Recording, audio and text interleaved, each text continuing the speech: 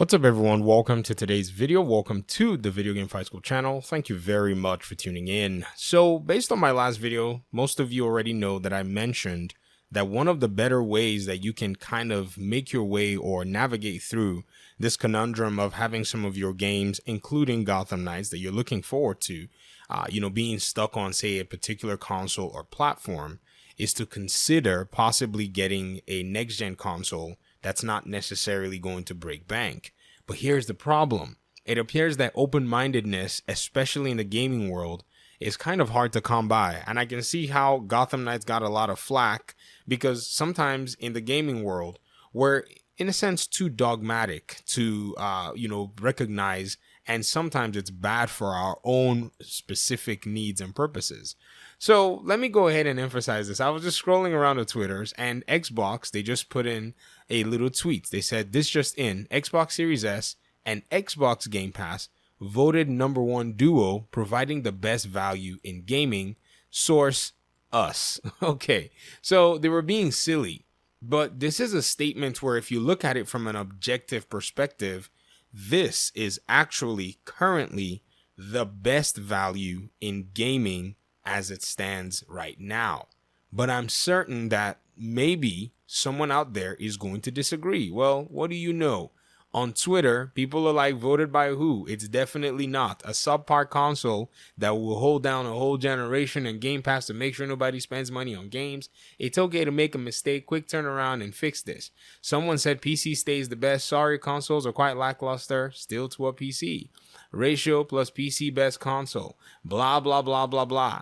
All of this talk going on, yet you can buy yourself a current gen console for under $300, depending on how you roll. I would recommend that maybe for an Xbox Series S, if you're somebody who doesn't necessarily care to have one, or you just want to use it to knock out some of these games coming out, you can get yourself a used one with GameStop. They're selling it under $250.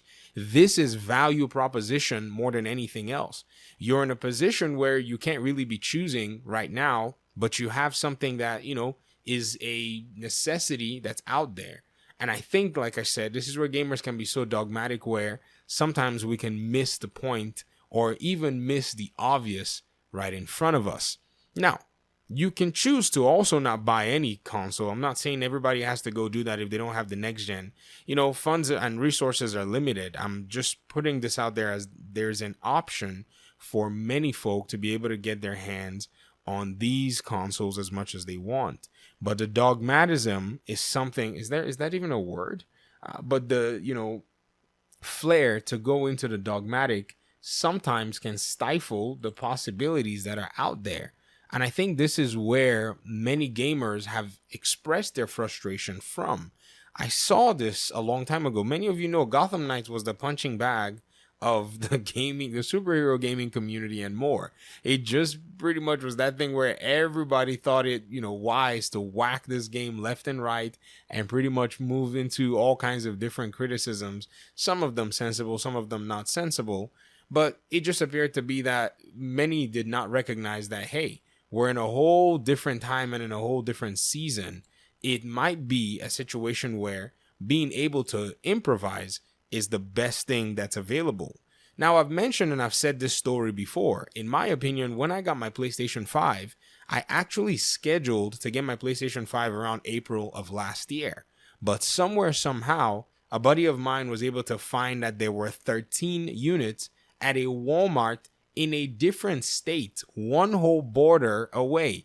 And on his way there, I didn't even bother to tell him to pick me up one because I knew he'd probably not get one. I told him, I said, you got to pick me up. I don't even have enough time to start driving. You already have a head start. And he stopped by my house. I hopped in the car and we went and got ourselves one. And I got one months earlier than I planned. Now, some people would have been willing to make this trip. Some people would have not been willing to make this trip. But it's all subjective as to how people are able to improvise and make what I think is the sacrifice to be able to go ahead and, get what it is that you want, or get something that is close to something that you're looking forward to. So for those of you who are really wanting to play Gotham Knights and you can't find yourself a PlayStation 5, you're hanging on to $500-$600, man, you can cut that cake into two and you can get yourself a really good experience. As you're doing something like that, you could also maybe see if Xbox Game Pass might not be a good value for you. Some people are saying things like, oh, there really isn't much, but many forget that other games that could be enjoyable to you, like A Plague's Tale and some others, are coming out and are going to make their way on that platform. And at that point, you're not going to be in a position where you really want to, in a sense, ignore those benefits that are there for you. So again, I'll leave this to your court and let's continue this conversation. I saw some of you comment actually and say you already went ahead and got yourself a Series S, man, because you're not dealing with all of these shortages if you have other options that will cost you less and would actually provide you that benefit as soon as possible. So in the comment section, are gamers too dogmatic, and do we sometimes position ourselves where we miss out on opportunities in front of us?